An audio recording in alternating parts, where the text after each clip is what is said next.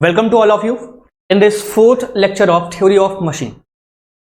तो पिछले लेक्चर्स में हमने क्या क्या सीखा था? पिछले लेक्चर्स में हमने कुछ बेसिक मैकेनिज्म देखी थी, मशीन देखी थी, ठीक है। काइनेमेटिक पेयर, काइनेमेटिक चेन क्या होता है, लोअर पेयर क्या होता है, हायर पेयर क्या होता है।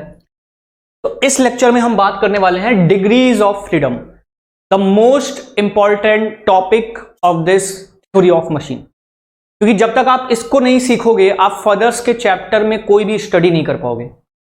ये सबसे मोस्ट इंपॉर्टेंट टॉपिक है जो लगभग हर एक एग्जाम में, मैं सिर्फ जेई की बात नहीं कर रहा हूं, आप कोई भी एग्जाम उठा लीजिएगा फॉर द मैकेनिकल, यहां से क्वेश्चन आता ही आता है, वो भी हर साल। तो डिग्रीज ऑफ फ्रीडम जो हम पढ़ने जा रहे हैं, it is the most important topic of this first chapter. तो बहुत ही ध्यान से समझिएगा क्या होता है डिग्रीज ऑफ फ्रीडम, ठीक है।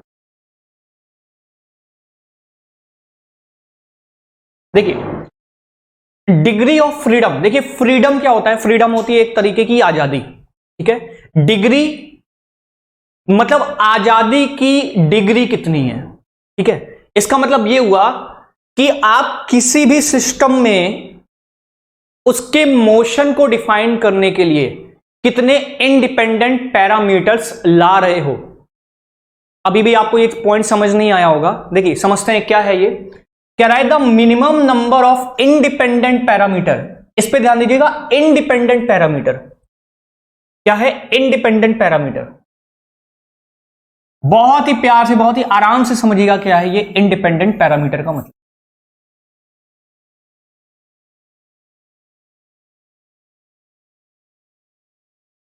ये कह रहा है इंडिपेंडेंट मतलब जो किसी पे डिपेंड ना करें। दो तरीके के पैरामीटर होते हैं हमारे पास, एक डिपेंडेंट पैरामीटर और दूसरा होता है इंडिपेंडेंट पैरामीटर। डिपेंडेंट पैरामीटर मतलब जो दूसरे पे डिपेंड करें, और इंडिपेंडेंट पैरामीटर जो किसी पर डिपेंड ना करें, ठीक है। फॉर एग्जांपल आपने मैथ्स में ये चीज तो पढ़ी होगी कभी ना कभी,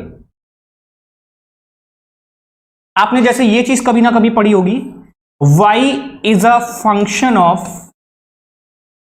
x। आपने ये चीज पढ़ा होगा कभी ना कभी, तो ये पढ़ा ही होगा, y is a function of x। तो y is a function of x में क्या मतलब हुआ? This y is our dependent parameter. ये क्या कर रहा है? ये इस x पर डिपेंड कर रहा है, क्योंकि जैसे जैसे x की वैल्यू चेंज होती जाएगी, x का मान बदलता जाएगा, y का मान भी क्या होता जाएगा? बदलता जाएगा। तो y क्यों बदल रहा है? क्योंकि x बदल रहा है, मतलब y डिपेंड कर गया x पे, यही मतलब हुआ। तो यहां पे इसका नाम क्या हो जाएगा? y का मतलब हो जाएगा y is a dependent parameter. और x क्या किसी पे डिपेंड कर रहा है? वो तो फ्री है, वो किसी पे डिपेंड नहीं कर रहा है, वो खुद चेंज हो रहा है। तो यहां पे x क्या हो जाएगा? x is our independent parameter. This is our independent parameter, okay. This is our independent parameter and this is our dependent parameter. यह बात आपको समझ आ गई होगी मेरे ख्याल से। तो आपको समझ आ गया इंडिपेंडेंट पैरामीटर का मतलब जो किसी पे डिपेंड ना करें, जो खुद बदलें, जो किसी पे डिपेंड ना करें, ठीक है। देखिए पढ़ते हैं हम वापस से। The minimum number of independent parameter, आपको ये इंडिपेंडेंट पैरामीटर का मतलब समझ में आ गया। The minimum number of independent parameter required to define the position और motion of the system is known as degree of freedom of the system. मतलब अगर आपको सिस्टम को डिफाइन करना है, सिस्टम क्या है? हमारा मशीन का कोई पार्ट या लिंक, उसको डिफाइन करने के लिए, उसको परिभाषित करने के लिए आपको जितने इंडिपेंडेंट पैरामीटर की रिक्वायरमेंट होगी, उसी को हम क्या बोलेंगे? डिग्री ऑफ फ्रीडम, ठीक है। The minimum number of independent parameter required to define, क्या करना है? हमें डिफाइन करना है। किसको डिफाइन करना है? द पोजीशन और मोशन ऑफ द सिस्टम। हम अपने सिस्टम को डिफाइन करने के लिए अपने सिस्टम के मोशन या उसकी पोजीशन को डिफाइन करने के लिए जितने इंडिपेंडेंट पैरामीटर्स को लेंगे, दैट इंडिपेंडेंट पैरामीटर, वही इंडिपेंडेंट पैरामीटर ही हमारे क्या होंगे, वही होंगे हमारे डिग्री ऑफ फ्रीडम। अभी आपको ये पॉइंट बहुत अच्छे से समझ में आ जाएगा कि यहां पे मैं आपको क्या समझाना चाह रहा हूं। देखिए, जैसे मैं बात करूं स्पेस की, स्पेस मतलब मैं 3D स्पेस की बात कर रहा हूं, ठीक है। अगर मैं 3D स्पेस की बात करूं,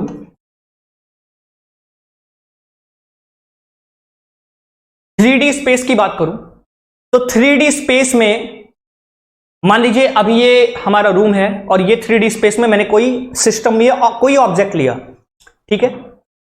तो अब इसके मोशन को अगर आपको डिफाइन करना है तो ये कितने तरीके से मूव कर सकता है, आप बता सकते हो कि इसकी पॉसिबल मोशंस क्या है?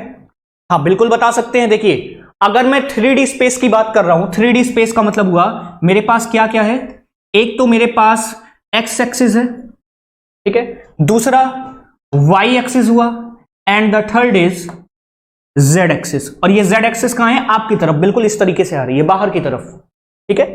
जेड एक्सिस क्या है, बाहर की तरफ। तो अब अगर यहां पे मेरे पास कोई सिस्टम है, लेट्स से मैंने कोई ऑब्जेक्ट लिया, कोई सिस्टम लिया अपना, ठीक है, मुझे इसके मोशन को डिफाइन करना है कि ये कितने तरीके से मोशन कर सकता है इन अ 3D स्पेस।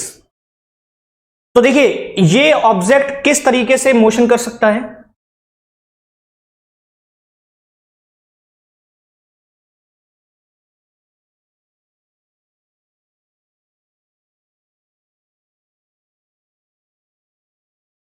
देखिए ये ऑब्जेक्ट किस तरीके से मोशन कर सकता है। पहला, ध्यान से देखिएगा इस पॉइंट को, बहुत ही क्लियरली समझिएगा, ये बहुत इंपॉर्टेंट पॉइंट है, अदरवाइज आप कंफ्यूज कर जाएंगे। ये जो ऑब्जेक्ट है, एक तो एक्स डायरेक्शन में मूव कर सकता है, ठीक है। The first motion is possible along x direction. देखिए, अगर आपके सामने ये कोई ऑब्जेक्ट है तो आपको दिखाई दे रहा होगा, अगर मैं 3 एक्सिस मानूं, ये सर मेरी एक्स एक्सिस है, ये वाई एक्सिस है, और बाहर की तरफ क्या जा रही है, जेड एक्सिस। तो पहला, ये ऑब्जेक्ट एक्स डायरेक्शन में जा सकता है, बिल्कुल सही। दूसरा, ये ऑब्जेक्ट और किधर मूव कर सकता है, सर वाई में जा सकता है, ऊपर की तरफ। So the second motion is possible along Y axis. तीसरा, जेड एक्सिस ऐसे है और ये 3D स्पेस में है, ध्यान दीजिएगा 3D स्पेस बोल रहा हूं मैं, एक फ्री स्पेस में। तो ये जेड एक्सिस में भी मूव कर सकता है अलोंग जेड एक्सिस, 3 डायरेक्शन हो गई, ठीक है, जेड एक्सिस। तो एक तो ये जेड एक्सिस के अलोंग भी मूव कर सकता है। और कितने मोशन हो सकते हैं, ये तो मैंने लीनियर मोशन की बात की, मतलब लीनियर मोशन, ट्रांसलेटरी मोशन, वो चल रहा है, घूम नहीं रहा है, एक तो वो चल रहा है, ठीक। तो ये हो गया लीनियर मोशन, जो 3 एक्सिस के अबाउट क्या है, पॉसिबल हैं, एक तो एक्स में, दूसरा वाई के अलोंग, तीसरा जेड के अलोंग। अब अगला देखिएगा, अच्छा क्या मैं इसको एक्स एक्सिस के अबाउट रोटेट करा सकता हूं? One motion is also possible along the x axis, ठीक है। देखिए, ये एक्स एक्सिस हो गई, ये वाई एक्सिस हो गई, और ये जेड एक्सिस हो गई। तो ये ऑब्जेक्ट, ये जो एक्स एक्सिस जा रहा है, इसके अबाउट मूव भी तो कर सकता है, रोटेट भी कर सकता है, rotary motion is possible along x axis. दूसरा, अगर इस तरीके से ये वाई एक्सिस है तो ये वाई एक्सिस के अबाउट भी तो रोटेट कर सकता है। तो the second rotary motion is possible along Y axis. और अगर ये बाहर की तरफ, इसका जो पॉइंट है बाहर की तरफ आ रहा है, मतलब जेड एक्सिस के अलोंग है, तो जो बॉडी है वो हमारी जेड एक्सिस के अलोंग भी क्या कर सकती है, रोटेट कर सकती है। जेड एक्सिस के अबाउट भी रोटेट कर सकती है, एक्स के अबाउट भी रोटेट कर सकती है, और वाई के अबाउट भी रोटेट कर सकती है। So 3 rotary motion is also possible. One is about X, second is about Y, and third is about, ठीक है। So how many motions are possible for this object in a 3D space? तो इसका जवाब बहुत ही simple है। For a 3D space, for this 3D space, मैं बोलूंगा कि सर मेरे पास 3 T मोशन है। ये T का क्या मतलब हुआ, translatory.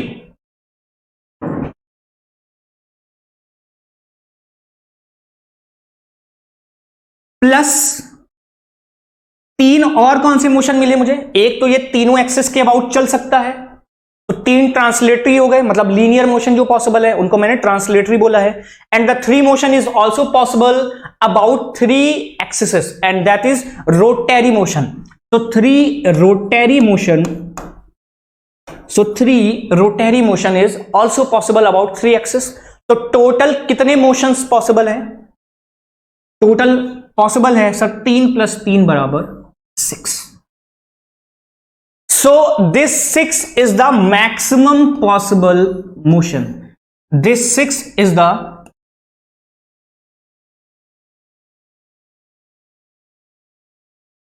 maximum possible motion.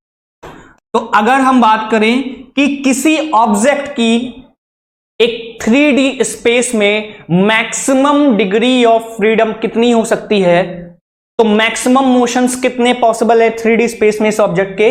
Sir 6। तो मैक्सिमम कितनी पॉसिबल हो सकती है? मैक्सिमम 6 डिग्री ऑफ फ्रीडम हो सकती है इस ऑब्जेक्ट की इन अ 3D स्पेस। ध्यान रखिएगा, ठीक है। तो this is the 6 degrees of freedom of this object in a 3D space. बात समझ में आ रही है? मैक्सिमम इतनी पॉसिबल है। अब जरूरी नहीं कि हमेशा इतनी ही होगी, 5 भी हो सकती है, 4 भी हो सकती है, 3 भी हो सकती है, 2 भी हो सकती है, 1 भी हो सकती है, 0 भी हो सकती है, 6 भी हो सकती है, but it will not more than 6। कभी भी 6 से ज्यादा पॉसिबल नहीं होगी। एक 3D स्पेस में एक ऑब्जेक्ट की कितनी maximum possible degrees of freedom हो सकती है? 6।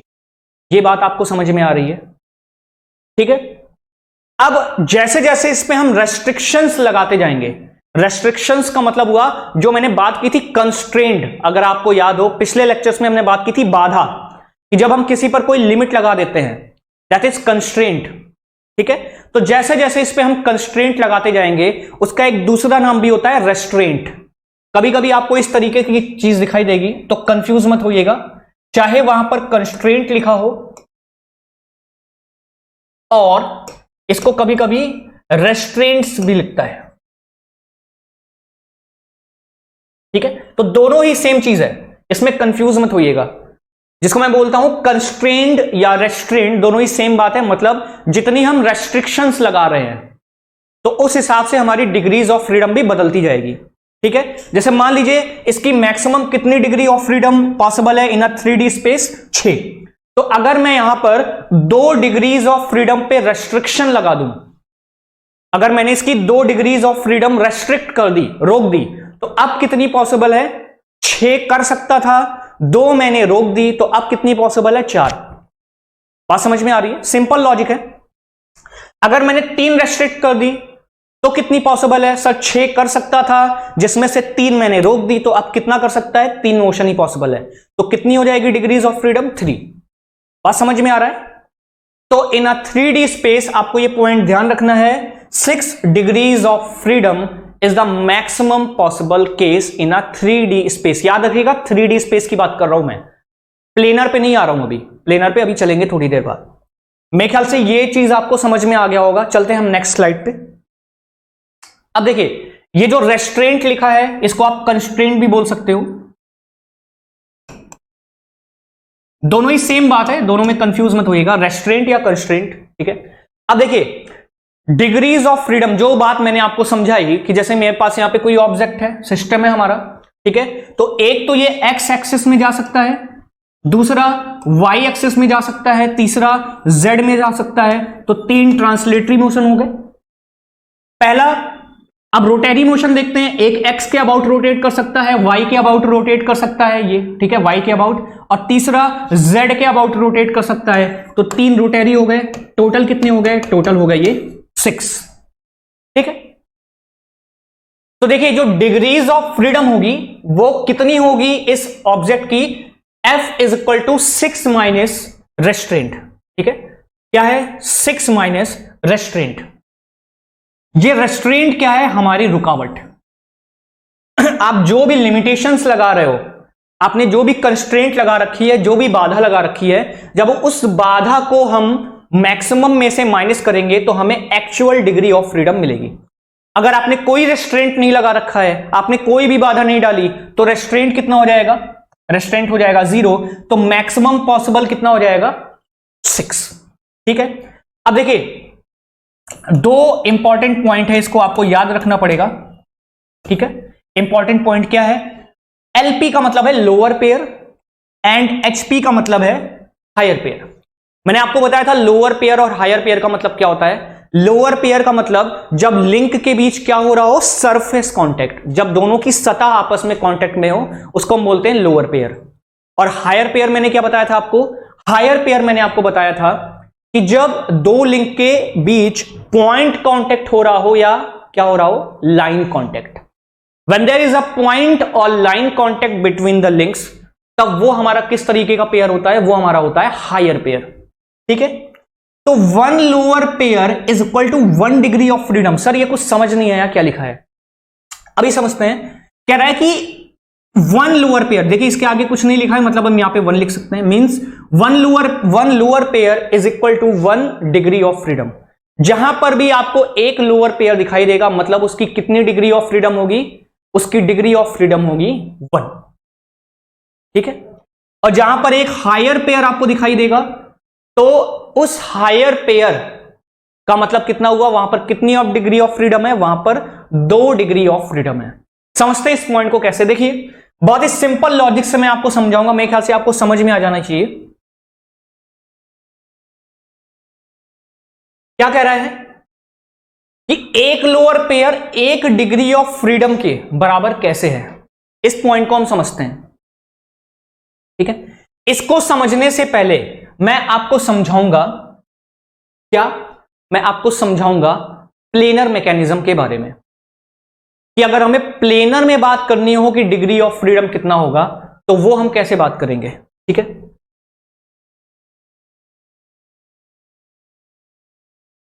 देखिए इस बात को समझिएगा, ये हमने 3D स्पेस बनाया हुआ है। अब हम बात करने वाले हैं 2D, या 2D को प्लेनर भी बोलते हैं। ठीक है, इधर देखिएगा,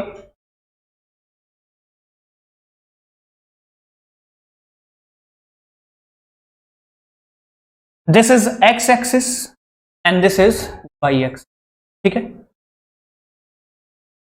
प्लेन का मतलब होता है जहां पर हमारे पास सिर्फ 2 एक्सिस हो। तो for the ease of simplification, अपनी आसानी के लिए हमने क्या माना है, हमारे पास 2 एक्सिस हैं। कौन सी? एक एक्स एक्सिस और दूसरा वाई एक्सिस। ये हो गया प्लेन। जब 3D स्पेस की बात करेगा तो 3 एक्सिस होंगे, और जब प्लेनर की बात करेगा या 2D बोलेगा मतलब हमारे पास 2 एक्सिस है। अब देखिए यहां पे अगर हमने कोई भी एक बॉडी इमेजिन कर ली इस तरीके से, अब आप बता सकते हो कि प्लेनर में इसकी maximum possible degree of freedom कितनी होगी?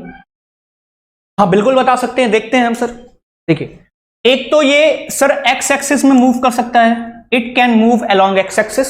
ठीक है, तो 1 डिग्री ऑफ फ्रीडम हो गई।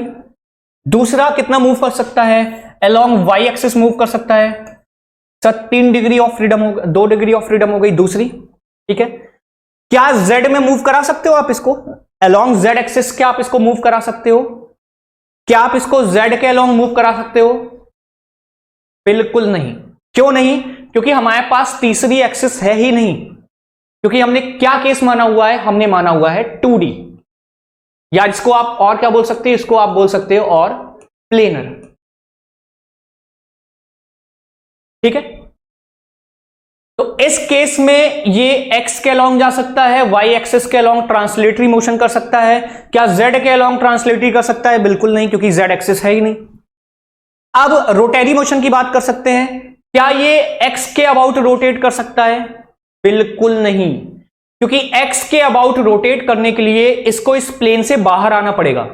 अगर इस बोल्ट को आप एक प्लेन मान लो, ठीक है, तो इसको अगर आप इस बॉडी को x के अबाउट रोटेट कराना है तो देखिए रोटेट कराने के लिए आपको इस बॉडी को प्लेन के बाहर निकालना पड़ेगा। इस बॉडी को आपको इस प्लेन के अबाउट रोटेट कराना पड़ेगा, और रोटेट कराने के लिए इस बॉडी को आपको प्लेन के बाहर निकालना पड़ेगा। और प्लेन के बाहर आने का मतलब हुआ कि आप z एक्सिस में चलोगे, लेकिन z एक्सिस तो है ही नहीं। इसका मतलब ना ही ये y के अबाउट रोटेट कर सकता है, क्योंकि y के अबाउट भी रोटेट कराने के लिए आपको इस बॉडी को इस प्लेन के बाहर लाना पड़ेगा, and that is not possible. क्योंकि अगर आप इसको प्लेन के बाहर लाओगे तो आपको तीसरी एक्सिस के अलोंग चलना पड़ेगा, और तीसरी एक्सिस हमारे पास है ही नहीं। तो ना ही ये एक्स के अबाउट रोटेट कर सकता है, ना ही वाई के अबाउट रोटेट कर सकता है, बट ये जेड इसी प्लेन में रहकर रोटेट कर सकता है। One rotary motion is possible along in this plane, मतलब इसी प्लेन में रहते हुए वो मूव कर सकता है। तो there is a 3 degree of, एक यहां पे हो गया, दो यहां हो गया और तीसरा ये हो गया, ठीक है। तो टोटल हमारे पास कितनी हो गई, 3 डिग्री ऑफ फ्रीडम, ठीक है। इसको मैं नंबरिंग सही से कर देता हूं।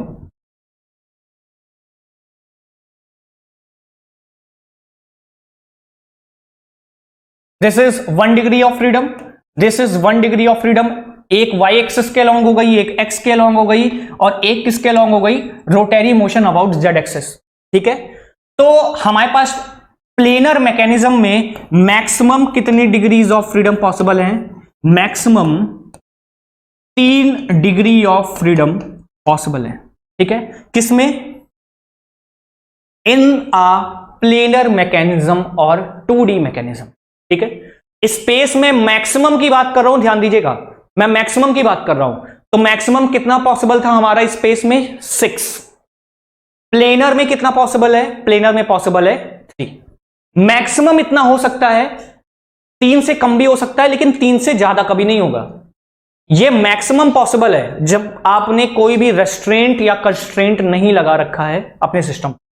आप जिस हिसाब से इस पे कंस्ट्रेंट लगाते जाओगे तो वैसे वैसे इसकी डिग्रीज ऑफ फ्रीडम चेंज होती जाएगी। मतलब 3 मैक्सिमम पॉसिबल है, अगर आपने 1 रोक दिया, 3 कर सकता था, 1 आपने रोक दिया, तो अब कितनी पॉसिबल है, 2।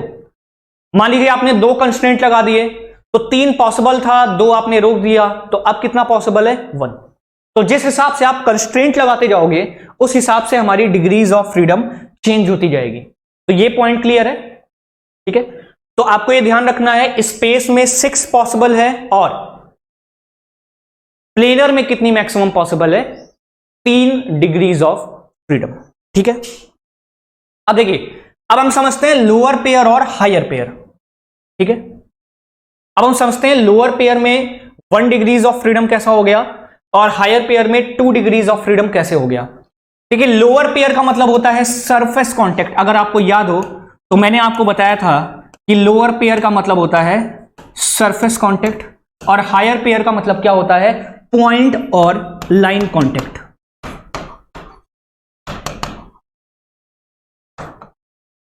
ठीक है। लोअर पेयर का मतलब होता है सरफेस कांटेक्ट और हायर पेयर का मतलब होता है पॉइंट और लाइन कांटेक्ट।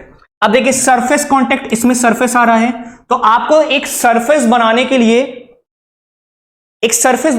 सरफेस का मतलब एक सतह या प्लेन बनाने के लिए कितनी एक्सिस की जरूरत पड़ेगी। देखिए, हमारे पास 3 एक्सिस होती है, X axis, Y axis, X Y and Z, ठीक है, एक्स वाई एंड जेड।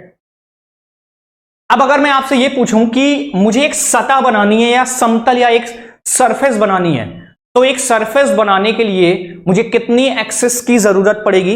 एक सरफेस बनाने के लिए मुझे सर 2 एक्सिस की जरूरत पड़ेगी।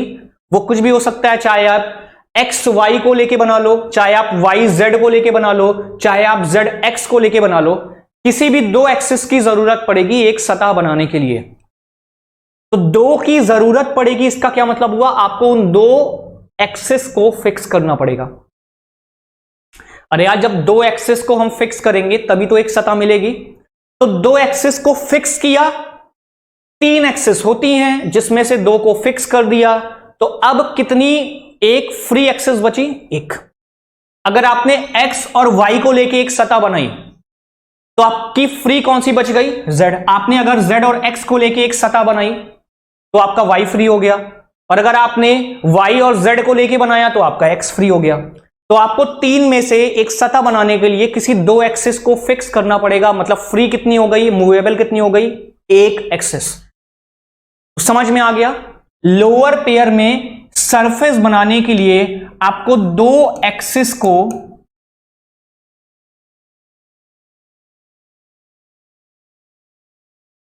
फिक्स करना पड़ेगा।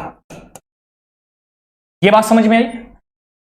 देखिए, लोअर पेयर का मतलब होता है सरफेस कांटेक्ट। सरफेस बनाने के लिए आपको 2 एक्सिस को फिक्स करना पड़ेगा।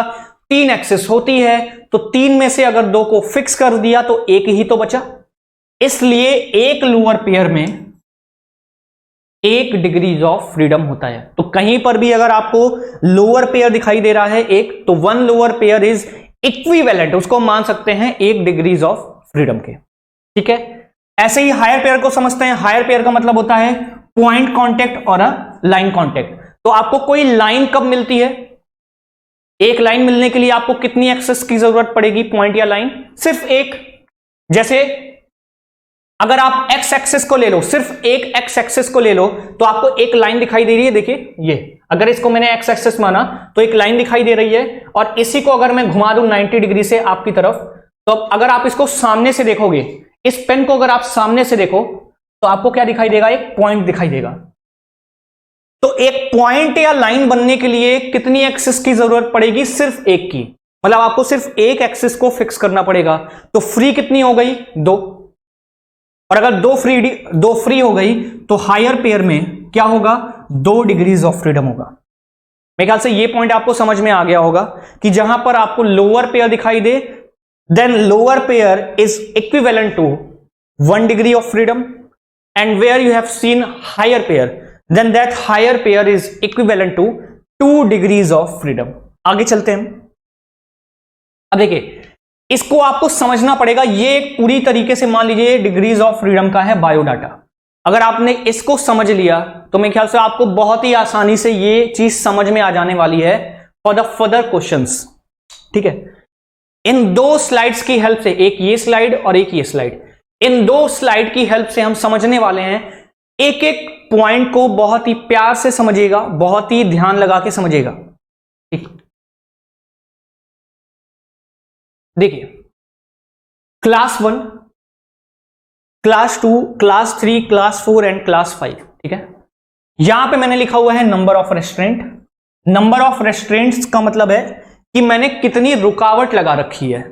ठीक है, नंबर ऑफ रेस्ट्रेंट का मतलब है कि मैंने उस पर कितनी बाधा डाल रखी है, कितनी लिमिट लगा रखी है, या कितनी रुकावट लगा रखी है। ठीक है, तो डिग्रीज ऑफ फ्रीडम अगर आप देखोगे तो आपको पता है, एक फॉर्मूला मैंने लिखा था, then the degrees of freedom for the space. अगर मैं 3D की बात करूं तो इन अ स्पेस मैकेनिज्म, हम 3D में बात कर रहे थे स्पेस में, तो डिग्रीज ऑफ फ्रीडम मेरा कितने के बराबर था? 6 माइनस रेस्ट्रेंट, या जिसको मैंने कंस्ट्रेंट भी बोला था। ठीक है, यानी कि 6 में से अगर मैं कंस्ट्रेंट या रेस्ट्रेंट को घटा दूं तो हमें क्या मिल जाएगी? Degrees of freedom. या इसको अगर आप जस्ट अपोजिट देखो, मतलब अगर इस रेस्ट्रेंट को मैं इस बराबर के बाईं तरफ ले आऊं तो यहां पे रेस्ट्रेंट के साथ क्या लगा हुआ है? माइनस। इस इक्वल के दूसरी साइड जाकर वो क्या बन जाएगा? प्लस। ठीक है, और अगर ये इस साइड जाकर प्लस बन जाएगा तो इसको मैं किस तरीके से लिख सकता हूं?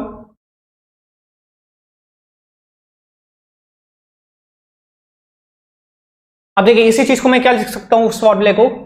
F, जो डिग्रीज ऑफ फ्रीडम थी मेरी, जिसको मैं F से दिखा रहा हूं, डिग्रीज ऑफ फ्रीडम। ठीक है, DOF, degrees of freedom, plus जो रेस्ट्रेंट मेरा दाईं तरफ था, अगर उसको मैं बाईं तरफ ले आऊं तो उधर माइनस में था, इधर आके क्या हो जाएगा? प्लस हो जाएगा। तो यहां पे मैं क्या लिखूंगा?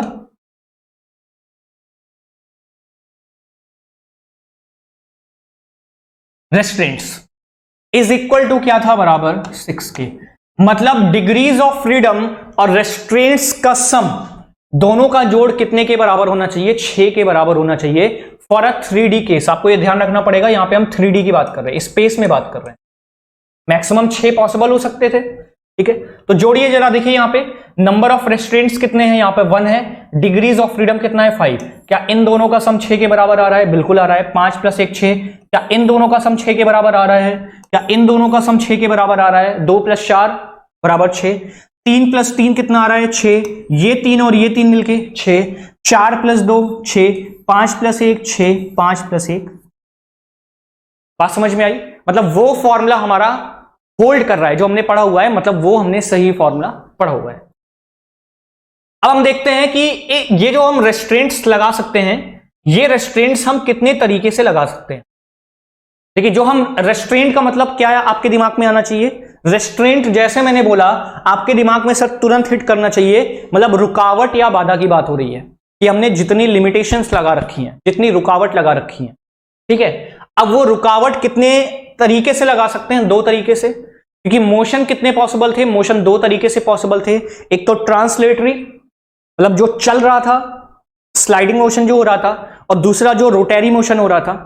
तो अगर दो तरीके के मोशंस पॉसिबल हैं तो हम उस पर दो तरीके के रेस्ट्रेंट्स भी तो लगा सकते हैं। एक तो उसको हम चलने से रोक सकते हैं और दूसरा उसको हम घूमने से रोक सकते हैं। तो हमारे जो रेस्ट्रेंट्स के टाइप होंगे वो रेस्ट्रेंट्स के टाइप भी कितने तरीके के होंगे? वो भी होंगे हमारे दो तरीके के, ठीक है। एक तो उसको हम चलने से रोक सकते हैं और दूसरा उसको हम क्या कर सकते हैं? रोटेट होने से रोक सकते हैं। तो हमारे पास रेस्ट्रेंट्स के जो टाइप होंगे वो भी दो तरीके के होंगे, ठीक है। इसलिए जो रेस्ट्रेंट्स के टाइप में लिखा हुआ है, एक तो लिखा हुआ है ट्रांसलेटरी और दूसरा लिखा हुआ है रोटरी मोशन। अब काइनेमेटिक पेयर मतलब जो दो लिंक हैं जिसकी मैं पेयरिंग कर रहा हूं, जोड़ने जा रहा हूं, तो वो पेयरिंग किस टाइप का है? स्फेरिकल पेयर है, टर्निंग है, प्रिज्मेटिक या स्लाइडिंग है, स्क्रू पेयर है, किस टाइप का पेयर है? जो हमने पेयर पढ़े हुए थे उन पेयर्स को यहां पे हमने लिखा हुआ है। बात समझ में आ रही है? तो बारी बारी से हम एक एक फिगर को उठाएंगे और यहां पे हम समझते जाएंगे, ध्यान से देखिएगा, ठीक है। देखिए पहला फिगर ध्यान दीजिएगा, ए, फिगर नंबर ए, और यहां पर फिगर नंबर ए क्या लिखा हुआ है? तो ये फिगर नंबर ए में अगर आप देखो क्या लिखा हुआ है? Sphere plane. मतलब जो मैं काइनेमेटिक पेयरिंग करने जा रहा हूं वो किसकी करने जा रहा हूं? एक स्फीयर की और दूसरा एक प्लेन की, ठीक है। एक स्फीयर की और दूसरा एक प्लेन की, ठीक है। ये हो गया मेरा प्लेन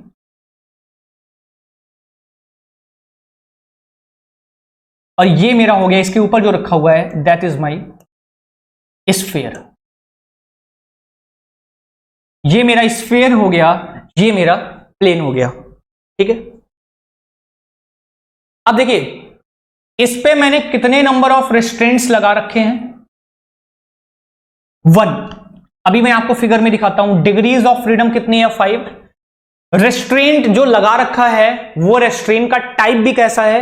वो है ट्रांसलेटरी टाइप का। मतलब मैं उसको किसी एक डायरेक्शन में ट्रांसलेटरी मोशन करने से रोक रहा हूं।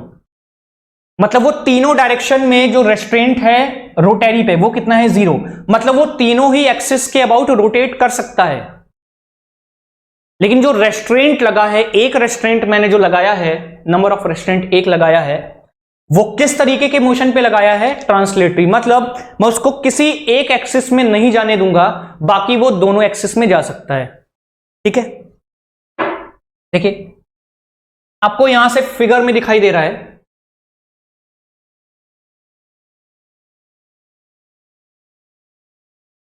ये जो मेरा स्फीयर है इस प्लेन पे जो मोशन करेगा, इनका जो काइनेमेटिक पेयर बना है, एक तो ये इस प्लेन पर एक्स एक्सिस में जा सकता है, अलोंग एक्स एक्सिस,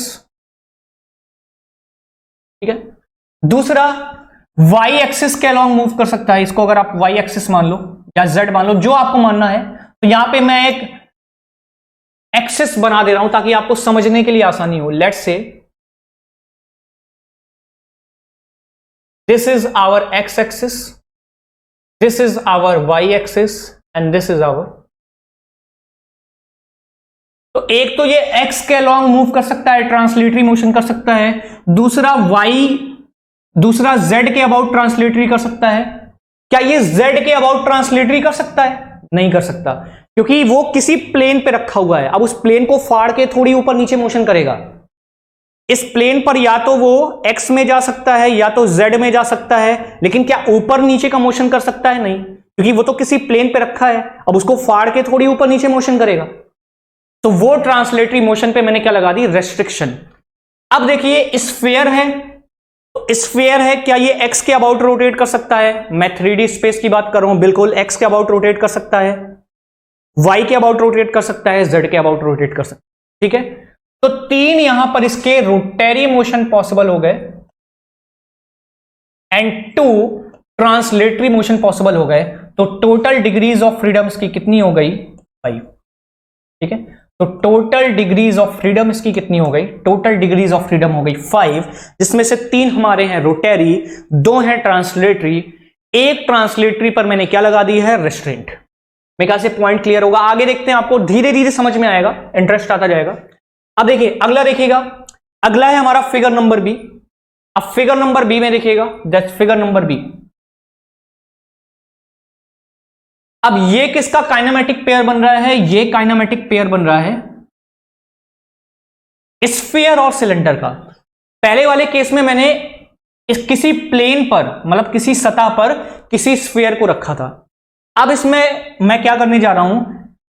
एक सिलेंडर के अंदर क्या करने वाला हूं? एक सिलेंडर के अंदर एक स्फीयर को रखने वाला हूं।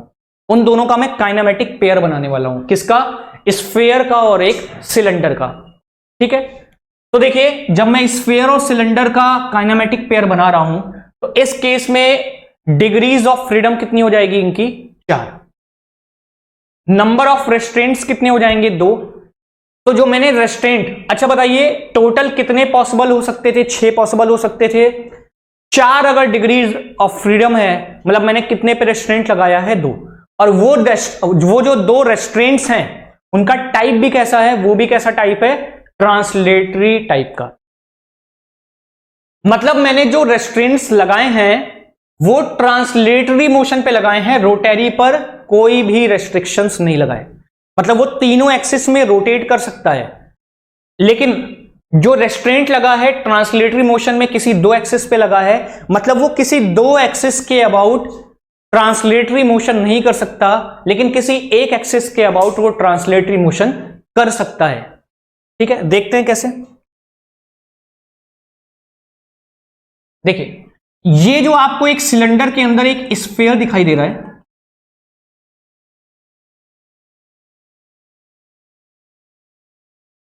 देखिए एक सिलेंडर के अंदर आपको एक स्फीयर दिखाई दे रहा है। अगर आप इसके पॉसिबल मोशंस की बात करो, मान लो आपके पास कोई सिलेंडर है एक, ठीक है, सिलेंडर टाइप की चीज, उसमें आपने कोई बॉल रख दी या गोली रख दी, कोई भी चीज इमेजिन करो। आप कोई भी एग्जांपल ले सकते हो। आपने एक सिलेंडर लिया, ठीक है, उस सिलेंडर में आपने कोई बॉल रख दी। अब उस बॉल के कितने मोशंस पॉसिबल हैं? आप इमेजिन करो कितने मोशंस पॉसिबल हैं। देखिए क्या वो एक्स एक्सिस के अलोंग जा सकता है? बिल्कुल नहीं, क्योंकि सिलेंडर उसको रोक लेगा। मान लीजिए इस तरीके का कोई सिलेंडर है, ये हो गया सिलेंडर, ठीक है, तो ना तो ये एक्स में जा सकता है, ठीक, ना ही ये वाई में जा सकता है, क्योंकि सिलेंडर इसको ऊपर जाने से रोक लेगा। लेकिन क्या ये जेड एक्सिस के अलोंग ट्रांसलेटरी मोशन कर सकता है? बिल्कुल कर सकता है, जेड एक्सिस के अलोंग। तो एक ट्रांसलेटरी मोशन पॉसिबल है, one translatory motion is possible. अब रोटेरी मोशन देखिए, क्या ये अंदर ही अंदर एक्स के अबाउट रोटेट कर सकता है बॉल स्फीयर? बिल्कुल। वाई के अबाउट रोटेट कर सकता है? बिल्कुल। जेड के अबाउट रोटेट कर सकता है? बिल्कुल। तो एक्स के अबाउट रोटेरी हो सकता है, वाई के अबाउट रोटेरी हो सकता है, और जेड के अबाउट रोटेरी हो सकता है। तो हमारे 3 तरीके के रोटेरी मोशन पॉसिबल हैं, मतलब यहां पे 3R हो गया। तो 3R प्लस 1T, तो टोटल डिग्रीज ऑफ फ्रीडम कितनी हो गई? टोटल डिग्रीज ऑफ फ्रीडम हो गई 4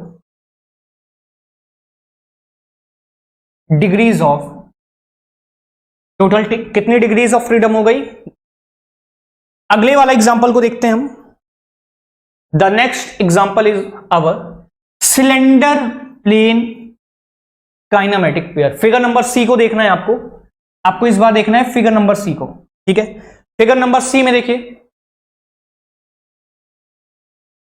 इस बार मैंने किसी प्लेन पे किसी सिलेंडर को रख दिया, तो इसके कितने मोशंस पॉसिबल हैं? देखिए एक तो ये एक्स एक्सिस के अलोंग मूव कर सकता है, ट्रांसलेटरी मोशन कर सकता है, यहां पर एक ट्रांसलेटरी मोशन पॉसिबल है, ठीक है। अगला वो जेड एक्सिस के अबाउट ट्रांसलेटरी मोशन कर सकता है, तो एक ट्रांसलेटरी मोशन यहां पॉसिबल है, ठीक है। क्या वो जेड एक्सिस में जा सकता है ऊपर? ट्रांसलेटरी मोशन नहीं, क्योंकि किसी प्लेन पे रखा है, अब उसको फाड़ के तो जाएगा नहीं ऊपर नीचे, तो जेड एक्सिस में ट्रांसलेटरी मोशन पॉसिबल नहीं है, ठीक है। अब देखिए ये सिलेंडर क्या z एक्सिस के अबाउट रोटेट कर सकता है? बिल्कुल, यहां पर एक रोटरी मोशन भी पॉसिबल है, ये वाला देखिए, एक रोटरी मोशन पॉसिबल है, ठीक है, यहां पर एक r हो गया। अगला ये y एक्सिस के अबाउट भी रोटेट कर सकता है इस तरीके से, ठीक है, तो one rotary motion is also possible here.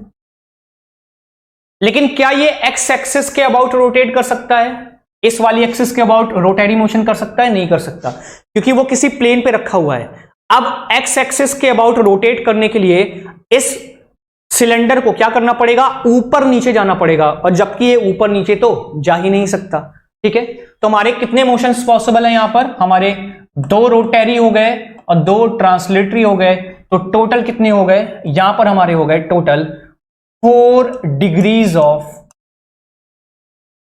तो यहां पर हमारे कितने हो गए? Total 4 degrees of. Point clear है? देखिए, तो यहां पर भी कितने हो गए? 4 डिग्रीज ऑफ फ्रीडम। इस बार हमने एक ट्रांसलेटरी पे रेस्ट्रिक्शन लगाया है और एक रोटरी पे रेस्ट्रिक्शन लगाया है। ऐसे ही फिगर नंबर आप देखिए डी, फिगर नंबर डी पे क्या है? Spherical pair, figure number D spherical pair है। तो स्फेरिकल पेयर में स्फेयर है, ठीक है, तो स्फेयर की डिग्रीज ऑफ फ्रीडम कितनी होगी? 3।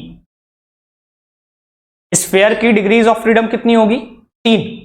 रोटरी मोशन पे हमने कोई रेस्ट्रिक्शन नहीं लगाया, मतलब वो तीनों एक्सिस के अबाउट क्या कर सकता है? रोटेट कर सकता है, लेकिन तीनों एक्सिस के अबाउट वो चल नहीं सकता। अगर हमारा कोई स्फेरिकल पेयर है, अगर आपको ball and socket joint, spherical pair, spherical kinematic pair याद आ रहा हो, मैंने वहां पे बॉल सॉकेट ज्वाइंट का एग्जांपल दिया था आपको इस तरीके से, या पेन स्टैंड का आप एग्जांपल ले सकते थे। तो ये एक्स के अबाउट रोटेट कर सकता है, वाई के अबाउट रोटेट कर सकता है, और जेड के अबाउट रोटेट कर सकता है। लेकिन क्या ये आपको दिखाई दे रहा है? एक्स में जा सकता है? नहीं। वाई में जा सकता है? नहीं। जेड में जा सकता है? नहीं। तो यहां पे हमारे 3 आर हो गए, हमारे क्या हो गए? 3 आर, मतलब इसके 3 रोटरी मोशन पॉसिबल हैं, 0 ट्रांसलेटरी मोशन हो गए। तो टोटल कितनी डिग्रीज ऑफ फ्रीडम हो गई? 3 + 0 = 3 डिग्रीज ऑफ फ्रीडम। तो स्फेरिकल पेयर की डिग्रीज ऑफ फ्रीडम कितनी होती है? 3 रेस्ट्रिक्शंस होती है, और तीनों कैसी रेस्ट्रिक्शंस होती है? तीनों ही कैसी होती है?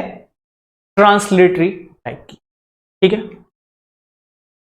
देखिए, अगला एग्जांपल देखते हैं हम, ई वाला, फिगर नंबर ई को देखिएगा। ये क्या है? प्रिज्म और प्लेन। इसमें मैंने क्या किया हुआ है? किसी प्लेन पे किसी प्रिज्म को रखा हुआ है, देखिए, किसी प्लेन पर किसी प्रिज्म को रखा हुआ है ये। अब देखिए, इस केस में इसके कितने मोशंस पॉसिबल हैं? प्रिज्म में इसके कितने मोशंस पॉसिबल हैं? एक प्रिज्म को मैंने क्या किया हुआ है, मतलब यहां पे मैंने एक सिलेंड्रिकल टाइप का, आप समझ लीजिए, होल किया हुआ है, और उसके अंदर एक उसी टाइप का रेक्टेंगुलर टाइप का ही क्या है? एक अगला बार रखा हुआ है। इसको आप स्लाइडिंग पेयर वाला एग्जांपल समझ सकते हो, ठीक है। तो आप बता सकते हो इसकी डिग्रीज ऑफ फ्रीडम कितनी होगी? इसकी डिग्रीज ऑफ फ्रीडम कितनी होने वाली है? इस वाले केस में देखिए, प्रिज्म और प्लेन में डिग्रीज ऑफ फ्रीडम कितनी होगी? 3। कैसे देखते हैं इसको? 3 आपको कैसे दिखाई दे रहा है? 3 आपको ये कैसे दिखाई दे रहा है, बता सकते हैं? देखिए, एक तो ये z एक्सिस के अबाउट मूव कर सकता है, ई वाले को देखिएगा, where is the figure number E? Figure number E, इसके कितनी डिग्रीज ऑफ फ्रीडम है? 3।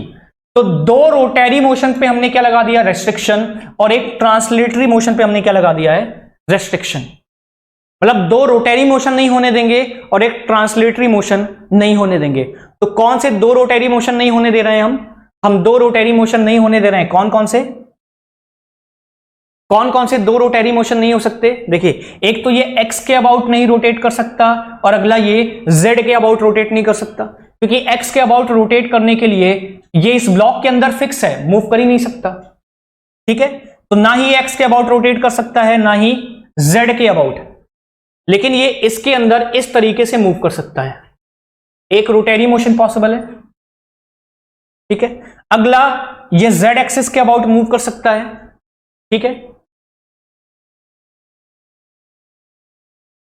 इस वाले केस में देखिए, जो प्रिज्म और प्लेन है, हमारे कितने डिग्रीज ऑफ फ्रीडम हो गए? डिग्रीज ऑफ फ्रीडम हो गए हमारे 3, और जिसमें से हमने ट्रांसलेटरी मोशन 1 रोक रखा है, रोटेरी मोशन को हमने 2 रोक रखा है। तो 6 पॉसिबल थे, 3 हमने रोक दिए, तो 3 में से 6 में से 3 गई, कितनी आ गई टोटल? 3। ठीक है,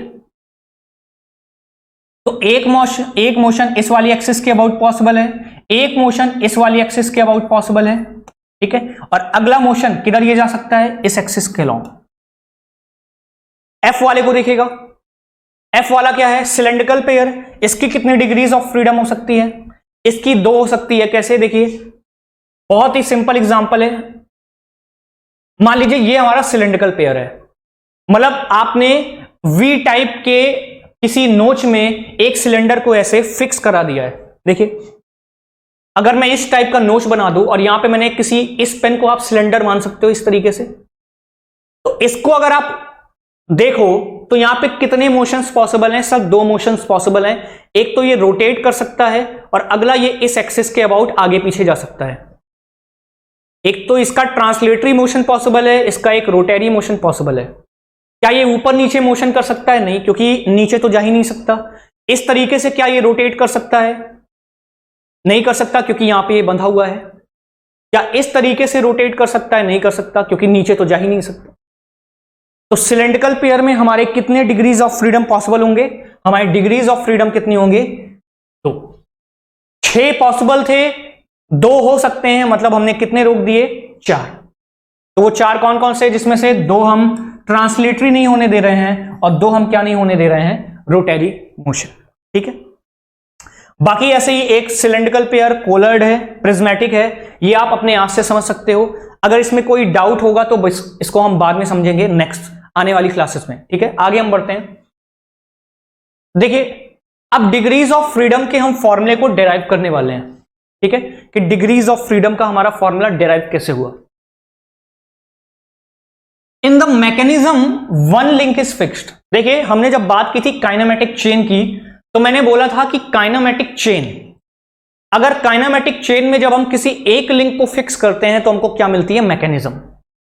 तो ऐसे ही अगर हम अलग अलग लिंक को फिक्स करते जाएंगे तो हमें अलग अलग तरीके की क्या मिलेगी? मैकेनिज्म मिलती चली जाएगी। ठीक है, कह रहा है in the mechanism one link is fixed. ये तो हमें पहले से ही पता है कि मैकेनिज्म में किसी एक लिंक को हमें फिक्स करना पड़ेगा।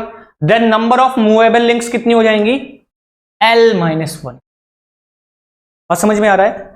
देखिए, अगर हमारे पास किसी मैकेनिज्म में L नंबर ऑफ लिंक्स है,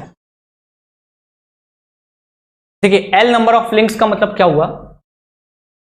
मान लीजिए फॉर एग्जांपल समझने के लिए मैं आपको बोलता हूं कि हमारी मैकेनिज्म में 3 लिंक है।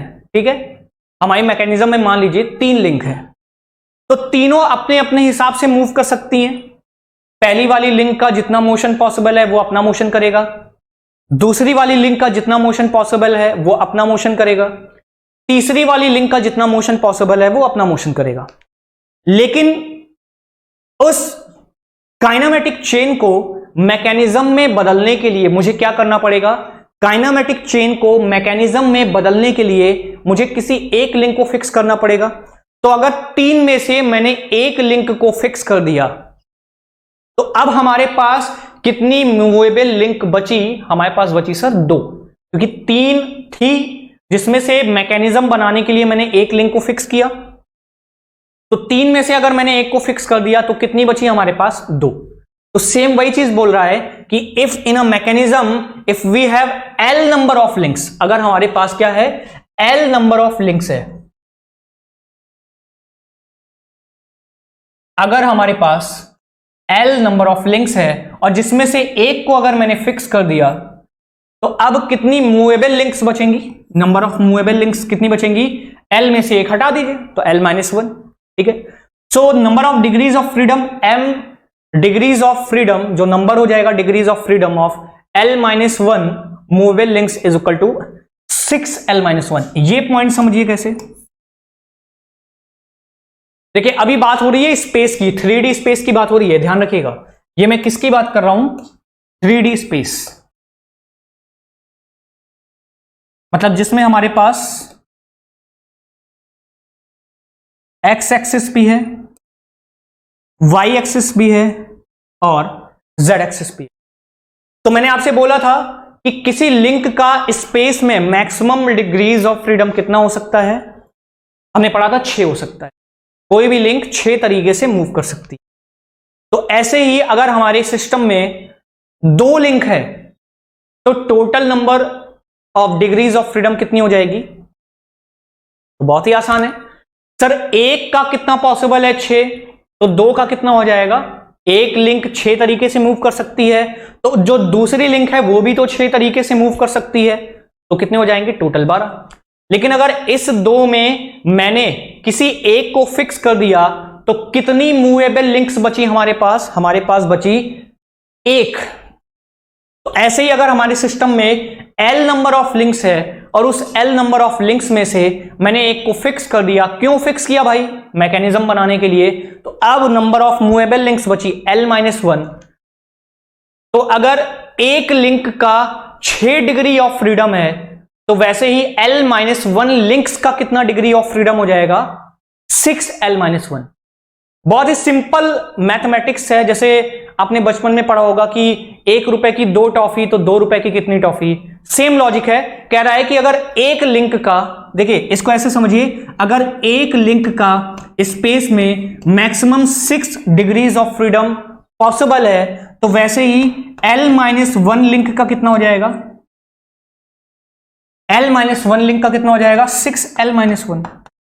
ठीक है, वही चीज लिखा हुआ है। ठीक है, 9। आगे देखिएगा,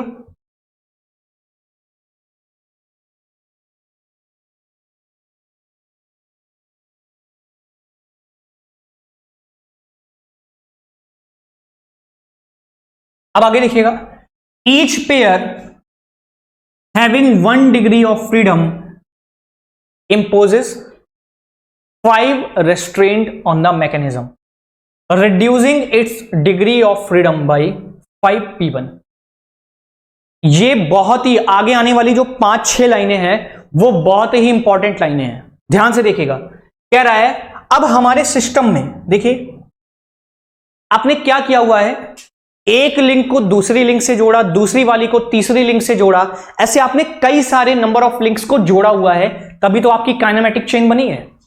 जब हम काइनेमेटिक चेन पढ़ रहे थे तो काइनेमेटिक चेन में हमने क्या पढ़ा था कि जब हम एक लिंक को दूसरी लिंक से, दूसरी लिंक को तीसरी लिंक से और इस तरीके से जोड़ते जाते हैं, और इस तरीके से जोड़ते जोड़ते अगर पहली वाली लिंक को हम लास्ट वाली लिंक से जोड़ दें तो हमारी बनती है काइनेमेटिक चेन। तो जब आपने एक लिंक को दूसरी लिंक से जोड़ा हुआ है, तो जब 2 लिंक को आप जोड़ते हो तो हमने उसको क्या बोला था? पेयर या ज्वाइंट। उसका हमने क्या बोला था? काइनेमेटिक पेयर या ज्वाइंट। अब जो पेयर होता है वो अलग अलग तरीके का पेयर अलग अलग तरीके का रेस्ट्रेंट डालता है हमारे सिस्टम पे। जैसे टर्निंग पेयर होगा तो उसकी डिग्री ऑफ फ्रीडम 1 होगी, ठीक है। स्फेरिकल पेयर होगा उसकी डिग्रीज ऑफ फ्रीडम 3 होगी। तो अगर 3 डिग्री ऑफ फ्रीडम है, 6 कर सकता था स्पेस में, 3 है, तो मतलब रेस्ट्रेंट कितने हुए? 3। तो ऐसे ही हमारे जो अलग अलग टाइप के पेयर होंगे, पेयर मतलब कहने का है कि आपने जो 2 लिंक को जोड़ा हुआ है उनके बीच का जो जुड़ाव है, जो पेयर या ज्वाइंट बना है वो किस टाइप का है। अलग अलग टाइप का पेयर अलग अलग तरीके का रेस्ट्रेंट हमारे सिस्टम पे डालेगा, ठीक है। तो देखिए कह रहा है ईच पेयर, हर एक pair having 1 degree of freedom, मतलब हर वो पेयर जिसका 1 डिग्री ऑफ फ्रीडम होगा वो क्या करेगा? इंपोजेस, डालता है क्या? 5 रेस्ट्रेंट ऑन द मैकेनिज्म। भाई कोई लिंक 6 पॉसिबल मोशंस कर सकती है। अब आप जवाब दो, अगर वो एक मोशन कर रही है, मतलब उसकी अगर 1 डिग्री ऑफ फ्रीडम है, तो मतलब उसने कितने रेस्ट्रेंट डाले गए हैं? 5, ठीक है। तो अब क्या होने वाला है, जो आप लिंक को जोड़ते जा रहे हो वो पेयर आपको देखना पड़ेगा किस टाइप का पेयर है। अगर वो पेयर इस टाइप का पेयर है कि उसकी डिग्रीज ऑफ फ्रीडम 1 है, मतलब जो आपने 2 लिंक को जोड़ा हुआ है, अगर उस पेयर की या उस ज्वाइंट की डिग्री ऑफ फ्रीडम 1 है, तो वो पूरे मैकेनिज्म की डिग्रीज ऑफ फ्रीडम को कितने से कम करने वाला है? हम बोलेंगे सर अगर मैंने पेयर को जोड़ा और उसकी डिग्री ऑफ फ्रीडम उस पेयर की, जो पेयर जहां मैं जोड़ रहा हूं उस पेयर की 1 है डिग्री ऑफ फ्रीडम, 6 हो सकती थी, 1 है, मतलब वो 5 को रेस्ट्रिक्ट कर रहा है। ठीक, each pair having 1 degree of freedom imposes 5 restaurant. अगर 1 है 6 कर सकता था, मतलब 5 रुक गई, तो वो क्या करेगा, हमारी मैकेनिज्म की डिग्री ऑफ फ्रीडम को रिड्यूस करेगा, कितने से, 5p1, जहां पे p क्या है, p1, वेर p1 क्या है हमारा, p1 is the number of pair, वो पेयर जिसकी डिग्रीज ऑफ फ्रीडम क्या है, 1, मतलब वो पेयर जिसकी डिग्रीज ऑफ फ्रीडम 1 है, तो वो 5 को रेस्ट्रिक्ट कर रहा है। ठीक है, 5 को रेस्ट्रिक्ट कर रहा है और उसकी खुद की डिग्रीज ऑफ फ्रीडम कितनी है, उसकी खुद की डिग्रीज ऑफ फ्रीडम है 1।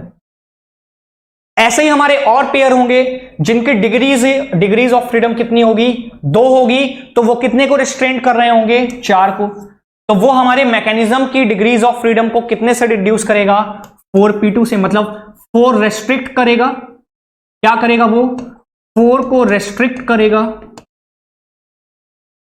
और जहां पर 2 उसकी क्या है, उसकी खुद की डिग्रीज ऑफ फ्रीडम है। ठीक है, 2 उसकी खुद की डिग्रीज ऑफ फ्रीडम है और वो 4 को रेस्ट्रिक्ट कर रहा है। ऐसे कई सारे पेयर होंगे जिनकी 3 डिग्रीज ऑफ फ्रीडम होगी, किसी की 4 होगी, किसी की 2 होगी, किसी की 1 होगी। ठीक है, आगे देखिएगा।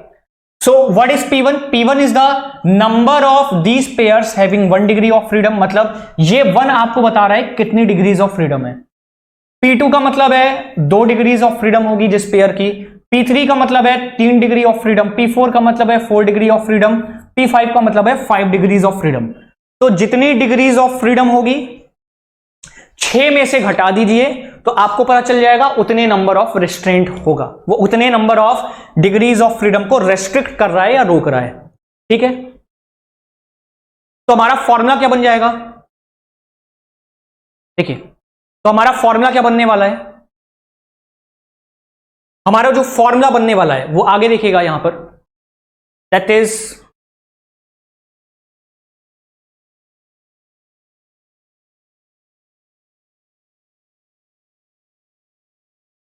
अगर यहां से मैं एक फॉर्मूला बनाना चाहूं फॉर द स्पेस, तो टोटल कितनी डिग्रीज ऑफ फ्रीडम पॉसिबल थी हमारी, 6। ठीक है, 3D स्पेस के लिए देखिएगा, for the 3D space 6 possible थी। ठीक है, 6 हमारी पॉसिबल थी, जिसमें से मैं क्या करने वाला हूं, अब उन सारे रेस्ट्रिक्शन को अगर मैं घटाता जाऊं, देखिए डिग्रीज ऑफ फ्रीडम को मैं कैसे लिखने वाला हूं, डिग्रीज ऑफ फ्रीडम को मैं कैसे लिखने वाला हूं, देखिए degrees of freedom is equal to 6 minus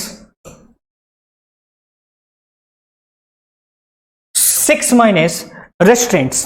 okay, degrees of freedom is equal to 6 minus restaurant.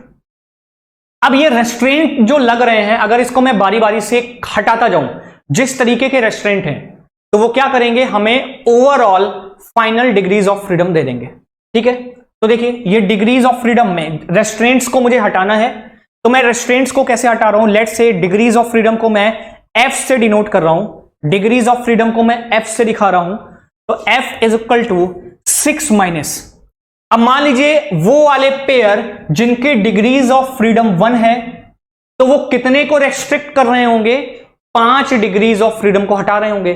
तो ऐसे पेयर्स को जो 5 डिग्रीज ऑफ फ्रीडम को रेस्ट्रिक्ट कर रहे हैं, उनको मुझे क्या करना पड़ेगा, हटाना पड़ेगा। ठीक है, तो यहां पे मैं क्या लिखने वाला हूं, 6 माइनस 6, देखिए इसको मैं थोड़ा और सही से लिख दूं,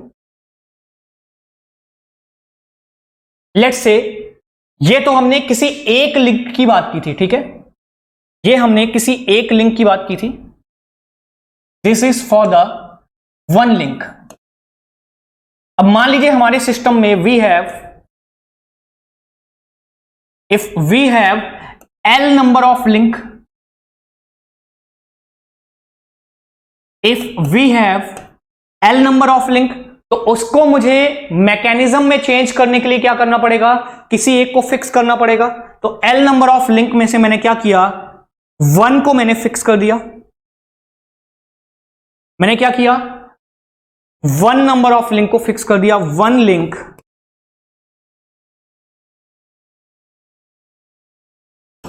लिंक इज फिक्स्ड। और अगर एक लिंक को मैंने फिक्स कर दिया तो अब कितनी लिंक मूव कर सकती हैं, एल में से मैंने एक को फिक्स कर दिया, मेरे पास कितनी लिंक बची, 6l-1। जो डिक्रीज ऑफ फ्रीडम होगी उसकी कितनी होगी, 6l-1। L number of links थी, एक को मैंने फिक्स कर दिया, कितनी नंबर ऑफ लिंक्स बची, l-1। तो एक लिंक का 6 डिग्री ऑफ फ्रीडम हो सकता है, तो l-1 लिंक का कितना डिग्री ऑफ फ्रीडम होगा। तो डिग्रीज ऑफ फ्रीडम को मैं f से दिखा रहा हूं, l-1 लिंक्स का कितना हो जाएगा, 6l-1। लेकिन अब इसमें से मुझे वो रेस्ट्रिक्शंस हटाने पड़ेंगे जो काइनेमेटिक चेन में कितनी 2 लिंक के बीच होता गया है। ठीक है, तो यहां से मैं करूंगा 5p1। 5p1 का मतलब ऐसे पेयर जिनकी डिग्रीज ऑफ फ्रीडम तो 1 है और वो 5 डिग्रीज ऑफ फ्रीडम को रेस्ट्रिक्ट कर रहे हैं। उसके बाद उनको भी हटाना पड़ेगा। कुछ पेयर्स ऐसे होंगे जिनकी 2 डिग्री ऑफ फ्रीडम होगी, जिनकी क्या होगी, 2 डिग्री ऑफ फ्रीडम होगी। तो 2 डिग्री ऑफ फ्रीडम होगी, कितने को रेस्ट्रिक्ट कर रहा होगा, 4 को रेस्ट्रिक्ट कर रहा होगा। ऐसे कुछ पेयर्स होंगे जिनकी 3 डिग्रीज ऑफ फ्रीडम होगी, यहां पे जो मैंने P3 लिखा हुआ है, मतलब जिनकी खुद की 3 डिग्रीज ऑफ फ्रीडम होगी और वो 3 डिग्रीज ऑफ फ्रीडम को क्या कर रहे होंगे, रेस्ट्रिक्ट कर रहे होंगे। तो अगर मैं सारी की सारी रेस्ट्रिक्शंस को हटाता जाऊं तो देखिए, जब स्पेस में मैं एक लिंक की बात कर रहा था तो 6 में से मैं रेस्ट्रिक्शंस को माइनस कर रहा था, इसलिए l-1 लिंक्स में से मैं क्या कर रहा हूं, रेस्ट्रिक्शंस को हटाता जा रहा हूं। ठीक है, यहां पे मैं क्या कर रहा हूं, रेस्ट्रिक्शंस को हटाता जा रहा हूं। अब देखिए, ऐसे ही कुछ मेरे पास काइनेमेटिक पेयर होंगे जिनकी खुद की डिग्रीज ऑफ फ्रीडम कितनी होगी, 2। तो अगर 2 डिग्रीज ऑफ फ्रीडम है, सॉरी 2 वाला हमने यहां पे ले रखा है, ठीक है, उनकी खुद की डिग्रीज ऑफ फ्रीडम कितनी होगी, मान लीजिए 4 है। ठीक है, मान लीजिए उनकी 4 डिग्रीज ऑफ फ्रीडम है, तो वो कितने को रेस्ट्रिक्ट कर रहा होगा, अगर उनकी 4 डिग्रीज ऑफ फ्रीडम है तो वो कितने को रेस्ट्रिक्ट कर रहा होगा, 2 को। किसी की 5 डिग्रीज ऑफ फ्रीडम है, कितनों को रेस्ट्रिक्ट कर रहा होगा, 1 को। ठीक है, तो अगर मैं सारी की सारी रेस्ट्रिक्शंस को हटाता चला जाऊं तो हमें finally net degrees of freedom क्या हो जाएगी, मिल जाएगी। तो इस फॉर्मूले को अगर मैं लिखना चाहूं बहुत ही सिंपल वे में, आप इसको देखो, इन सारी चीजों को हटा के मैं क्या करने वाला हूं, एक सिंपल फॉर्म में लिखने वाला हूं कि अगर हमारे पास किसी सिस्टम में अगर हमारे पास किसी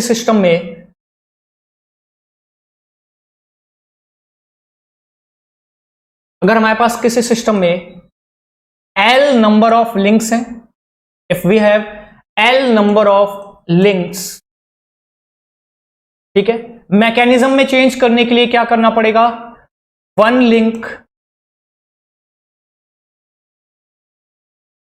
link is fixed. Total movable link कितनी बची हमारे पास,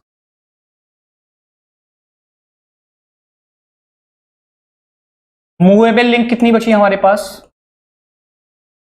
मूवेबल लिंक बची, L में से मैंने एक को फिक्स कर दिया तो l-1 बची। तो अब हमारे पास net degrees of freedom in a 3D space कितना हो जाएगा, ये मैं 3D स्पेस की बात कर रहा हूं, ठीक है, 3D स्पेस की। तो 6l-1 minus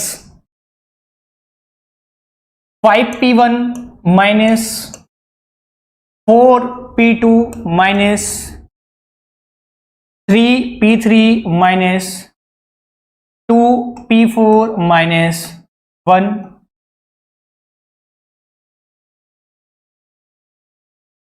this is the formula for the 3D space.